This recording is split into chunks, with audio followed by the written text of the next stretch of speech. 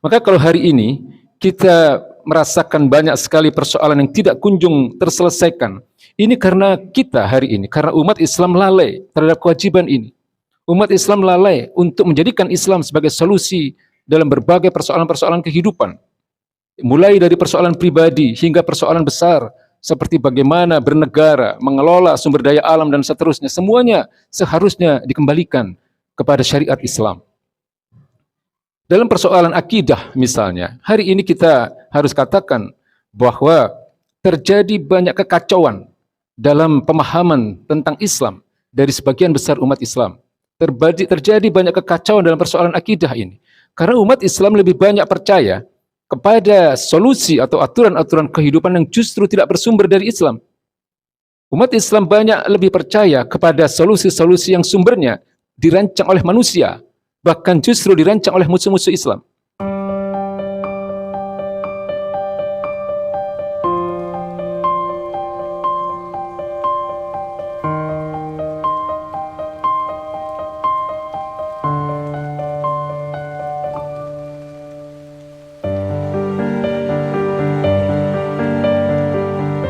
Hadirin ma'asyiral muslimin yang dirahmati Allah Subhanahu wa taala. Ada satu wasiat yang disampaikan oleh baginda Nabi besar Muhammad SAW pada saat haji wada, pada saat haji perpisahan beliau. Beliau mengatakan taraktu fikum amrayni lan tadilu abadan in tamassaktum bihima kitaballah wa sunnat rasulih. Aku tinggalkan bagi kalian dua perkara, di mana jika kalian berpegang teguh kepada dua perkara ini, maka kalian tidak akan tersesat selama-lamanya. Kedua perkara itu adalah kitab Allah, yaitu Al-Quranul Karim, wa sunnat rasulihi, dan sunnah-sunnah Rasulnya. Jadi ini wasiat yang disampaikan dalam khutbah beliau pada haji wada, pada haji perpisahan, ketika pada saat itu baginda Nabi beserta para sahabat melaksanakan ibadah hajinya pada tahun ke-9 Hijriah. Pada saat haji wada itu pula lah kemudian turun surat Al-Maidah ayat 3 yang sebagian diantaranya berbunyi Al-yauma akmaltu lakum dinakum wa atmamtu alaikum nikmati wa raditu lakumul Islam madina. Pada hari ini telah aku sempurnakan bagi kalian agama kalian dan telah aku cukupkan bagi kalian nikmatku dan telah aku ridhoi Islam sebagai agamamu. Sebagian ulama mengatakan bahwa ini adalah ayat terakhir yang turun dari keseluruhan ayat-ayat Al-Quran.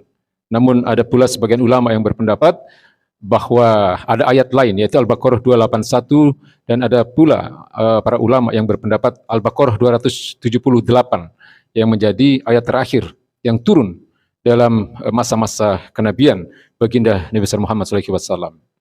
Tapi intinya adalah bahwa pada surat Al-Maidah ayat 3 itu Allah tegaskan bahwa agama ini telah sempurna.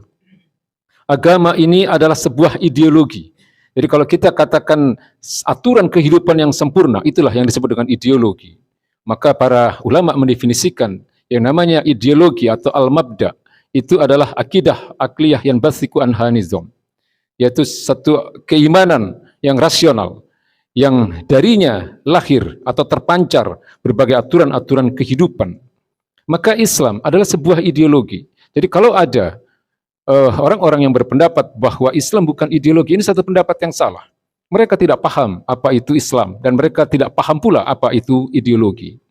Maka yang disebut dengan ideologi adalah aturan-aturan kehidupan yang mencakup seluruh aspek kehidupan. Dengan kata lain bahwa Islam ini adalah solusi dari berbagai persoalan kehidupan. Ya, maka cukup banyak ayat-ayat dalam Al-Quranul Karim yang memerintahkan kepada kita, yang memerintahkan kepada seluruh orang-orang beriman agar mengembalikan setiap persoalan itu kepada solusi-solusi Islam, agar mengembalikan setiap persoalan itu kepada Allah dan Rasul-Nya, agar mengembalikan setiap persoalan itu kepada sumber-sumber ajaran Islam, pada Al-Quranul Karim, kepada sunnah-sunnah baginda Nabi besar Muhammad SAW, pada ijma' para sahabat, kepada qiyas, pada ijtihad para ulama-ulama ahlu sunnah wal jamaah. Inilah yang sebenarnya menjadi sumber dari seluruh aturan-aturan kehidupan manusia. Dalam surat An-Nahl ayat 89 misalnya, Allah katakan, "Wa nazzalna 'alaikal kitaba tibyanan likulli syai'in." Dan kami turunkan kitab ini kepadamu ya Muhammad sebagai tibyanan, sebagai penjelas, ya, sebagai solusi likulli syai'in untuk seluruh persoalan-persoalan kehidupan. wahudan dan sebagai petunjuk, warahmatan dan sebagai kasih sayang, sebagai rahmat, ya, wa busyra lil muslimin dan juga sebagai kabar gembira bagi orang-orang beriman, bagi kaum muslimin. Atau di dalam surat An-Nisa ayat 59 Allah katakan, ya ayyuhalladzina amanu atti'ullah wa atti'ur rasul wa ulil amri minkum fa in tanaza'tum fi syai'in farudduhu ila Allahi wa rasul in kuntum tu'minuna billahi wal yaumil akhir. Wahai orang-orang beriman, taatilah Allah dan taatilah Rasulnya. Wa ulil amri minkum dan pemimpin-pemimpin di antara kalian. Ulil amri di sini maksudnya adalah para pemimpin yang berpegang teguh kepada Quran dan Sunnah, bukan pemimpin yang tidak peduli akan akidah dan syariat Islam. Jadi Allah katakan kemudian fa in tanaza'tum fi syai'in farudduhu ila Allahi wa rasul in kuntum tu'minuna billahi wal yaumil akhir. Dan jika kalian berlainan pendapat tentang sesuatu, jika kalian mengalami permasalahan, kembalikanlah persoalan itu kepada Allah dan Rasulnya. Kembalikanlah persoalan itu kepada sumber-sumber ajaran Islam, pada Al-Quran dan As-Sunnah. In kuntum tu'minuna billahi wal yaumil akhir. Dan diakhiri oleh Allah Subhanahu wa taala dengan sindiran yang sangat keras. Itu jika kalian beriman kepada Allah dan kepada hari akhir. Hadirin ma'asyiral muslimin yang dirahmati Allah Subhanahu wa taala. Maka kita harus menganggap bahwa Islam ini adalah solusi dari seluruh persoalan kehidupan. Banyak sekali ayat-ayat yang menegaskan bahwa setiap persoalan solusinya adalah Islam. Maka kalau hari ini kita merasakan banyak sekali persoalan yang tidak kunjung terselesaikan, ini karena kita hari ini, karena umat Islam lalai terhadap kewajiban ini. Umat Islam lalai untuk menjadikan Islam sebagai solusi dalam berbagai persoalan-persoalan kehidupan. Mulai dari persoalan pribadi hingga persoalan besar, seperti bagaimana bernegara, mengelola sumber daya alam dan seterusnya. Semuanya seharusnya dikembalikan kepada syariat Islam. Dalam persoalan akidah misalnya, hari ini kita harus katakan bahwa terjadi banyak kekacauan dalam pemahaman tentang Islam dari sebagian besar umat Islam. Terjadi banyak kekacauan dalam persoalan akidah ini. Karena umat Islam lebih banyak percaya kepada solusi atau aturan-aturan kehidupan yang justru tidak bersumber dari Islam. Umat Islam banyak lebih percaya kepada solusi-solusi yang sumbernya dirancang oleh manusia, bahkan justru dirancang oleh musuh-musuh Islam. Inilah yang menjadikan umat Islam terpuruk. Jadi dalam berbagai persoalan, ya misalnya dalam persoalan ukhuwah misalnya, umat Islam tidak berpegang kepada aturan Islam, di mana Allah katakan innamal mu'minuna ikhwah, ya wa aslihu baina akhwaikum. Ya, sesungguhnya setiap orang beriman itu bersaudara dan damaikanlah di antara mereka ketika terjadi perselisihan di antara saudara-saudara kalian. Ya, artinya apa? Umat Islam diperintahkan untuk menjadikan ukhuwah Islamiyah ini menjadi satu ikatan yang harus diprioritaskan, ukhuwah yang harus dinomorsatukan. Dalam satu hadis baginda Nabi mengatakan al-mu'min lil mu'min kal bunyan yashuddu ba'duhu ba'dha. Orang beriman bagi orang beriman yang lain, maksudnya sesama muslim, itu bagaikan satu bangunan yang seharusnya satu sama lain harus saling menguatkan. Tapi apa yang terjadi hari ini? Umat Islam hari ini terjebak pada ikatan-ikatan ukhuwah yang tidak berdasarkan Islam. Mereka berpegang kepada ukhuwah watoniyah misalnya. Ya, ukhuwah yang menjadikan faham kebangsaan sebagai ikatan di antara mereka. Atau ukhuwah bahkan banyak sekali di antara umat Islam hari ini lebih cinta kepada partainya daripada kepada Islam. Ya, mereka lebih menjadikan persaudaraan sesama partai menjadi satu ikatan yang dinomorsatukan, sehingga mereka kemudian memusuhi saudara-saudara mereka sesama muslim hanya karena mereka berbeda partai. Termasuk juga dalam persoalan mazhab misalnya, kita tidak boleh fanatik terhadap satu mazhab tertentu, karena mazhab itu memang ada sejak zaman sahabat, sejak zaman tabi'in, sejak zaman tabi'ut tabi'in, karena memang adalah satu keniscayaan bahwa dalam persoalan-persoalan furu'iyah itu terjadi perbedaan di antara kita. Ya, maka kita seandainya kita berpegang kepada satu mazhab, kita tidak boleh kemudian menganggap bahwa mazhab yang lain itu tidak benar. Ya. Ada saudara-saudara kita yang kemudian justru menjadikan organisasi misalnya, ya, menjadi sesuatu yang dinomorsatukan, sehingga mereka menganggap bahwa organisasi yang lain ketika tidak sama dalam berbagai persoalan-persoalan cabang, mereka menganggap bahwa orang lain itu adalah sesat, bid'ah, kafir dan seterusnya. Ini persoalan besar di tengah-tengah umat Islam dalam memandang bagaimana seharusnya ukhuwah di antara kita itu diatur berdasarkan syariat Islam. Allah katakan innamal mu'minuna ikhwah. Sesungguhnya setiap orang beriman itu bersaudara. Rapuhnya ukhuwah Islamiyah hari ini karena itu. Karena umat Islam tidak menjadikan ukhuwah Islamiyah sebagai ikatan persaudaraan yang harus dinomorsatukan. Atau kalau kita melihat hari ini tentang hal yang dipersoalkan, misalnya tentang pengelolaan sumber daya alam misalnya. Jelas, di dalam Islam pengelolaan sumber daya alam itu baginda Nabi mengatakan al-muslimuna syuraka fi salasin. Orang-orang Islam atau orang-orang beriman atau kaum muslimin itu berserikat dalam 3 hal. Baginda Nabi mengatakan yang pertama adalah filma, yang kedua fil kala, yang ketiga baginda Nabi mengatakan finnar. Jadi dalam sumber-sumber daya alam, dalam persoalan air misalnya, sumber-sumber air, sumber kekayaan alam yang ada di lautan, di samudra. Kemudian yang kedua fil kala, ya, padang rumput, sumber-sumber kekayaan alam yang ada di atas permukaan bumi, hasil-hasil hutan. Kemudian yang ketiga finnar, berbagai sumber daya energi, ya, bahan-bahan tambang, emas, perak, mineral, bahan bakar, gas dan seterusnya. Semua itu dikatakan oleh baginda Nabi syuraka, berserikat. Artinya apa? Sumber-sumber daya alam itu adalah milik umum. Ya, milkiyatul amah. Kepemilikan yang sifatnya umum tidak boleh kemudian dikuasai oleh sebagian orang, tidak boleh dikuasakan kepada pengusaha, dan termasuk tidak boleh juga dikuasakan kepada ormas. Ini masalah.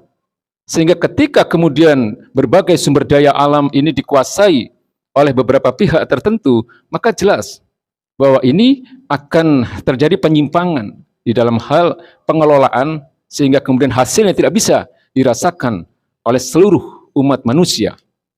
Bukan hanya oleh umat Islam, karena pengelolaan sumber daya alam yang sesuai dengan Islam itu nanti akan dikembalikan bukan hanya kepada umat Islam, tapi juga kepada orang-orang yang tidak beragama Islam. Ini aturan yang disebut dengan syariat Islam. Jadi Islam ini adalah satu ajaran atau satu ideologi yang lengkap dengan berbagai solusinya. Termasuk dalam persoalan Palestina misalnya. Mengapa hari ini Palestina tidak kunjung bisa diselesaikan persoalan ini? Karena umat Islam tidak menjadikan syariat Islam sebagai solusi untuk persoalan Palestina ini. Ya, hari ini umat Islam memang mereka mengecam, kita mengutuk, kita membantu dalam berbagai persoalan logistik. Ya, kita membantu obat-obatan, kita membantu makanan, bahan-bahan makanan bagi mereka. Kemudian ada upaya kita memboikot produk-produk yang dibuat oleh orang-orang Yahudi. Ini tidak salah. Artinya ini memang bisa memberikan bantuan yang sifatnya sesaat, tapi tidak pernah akan menjadi penyelesai, ya, akan mengakhiri penjajahan orang-orang Israel. Allah Subhanahu wa taala mengatakan wa qatilu fis sabilillahi alladziina yuqatilunakum. Ya, perangilah di jalan Allah orang-orang yang memerangi kalian. Perangilah orang-orang di jalan Allah, ya, orang-orang yang menyerang, mendolimi saudara-saudara kalian. Artinya apa? Solusi dari persoalan Palestina ini sebenarnya adalah jihad. Dan jihad ini sifatnya fardu kifayah. Fardu kifayah itu artinya adalah kewajiban yang diberikan kepada orang-orang yang punya kemampuan untuk itu. Jadi mereka-mereka hari ini umat Islam yang mempunyai kekuatan militer, yang mempunyai persenjataan-persenjataan yang modern, apalagi kalau mereka tinggal berdekatan dengan Palestina.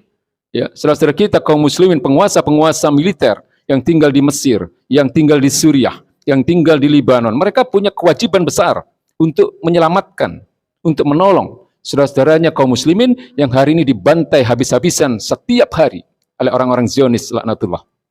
Hampir 40.000 hari ini. Ya, belum setahun 40.000 jiwa kaum muslimin dibantai oleh orang-orang Zionis.